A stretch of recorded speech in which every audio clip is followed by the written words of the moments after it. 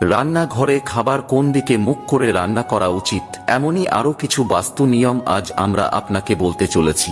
জানার আগে, যদি আপনিও বিশ্বাস করেন বিপদে পড়লে রক্ষা করবেন প্রভু শ্রীরাম, তাহলে লাইক করে কমেন্টে জয় শ্রীরাম লিখে দিন।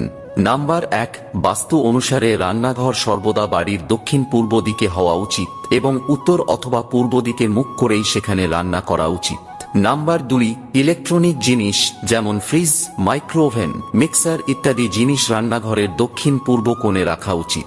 নাম্বার 3, রান্নাঘরের নুন সবসময় কাঁচের পাত্রেই রাখা উচিত, সাথে তার মধ্যে 2টো লবঙ্গ রাখলে ঘরের অনেক বাস্তুদোষ দূর হয়। নাম্বার 4, খাদ্যশস্য অর্থাৎ স্টোরেজ ইউনিট, থালাবাসন এবং কাটলারি রান্নাঘরের দক্ষিণ বা পূর্ব দিকে রাখতে হবে। নাম্বার 5, রান্নাঘরের উত্তর পূর্ব কোণে জল ভর্তি একটি মাটির পাত্র রাখতে পারেন, এতে করে দেবতা, গ্রহ ও পিতৃপুরুষরা খুশি থাকেন।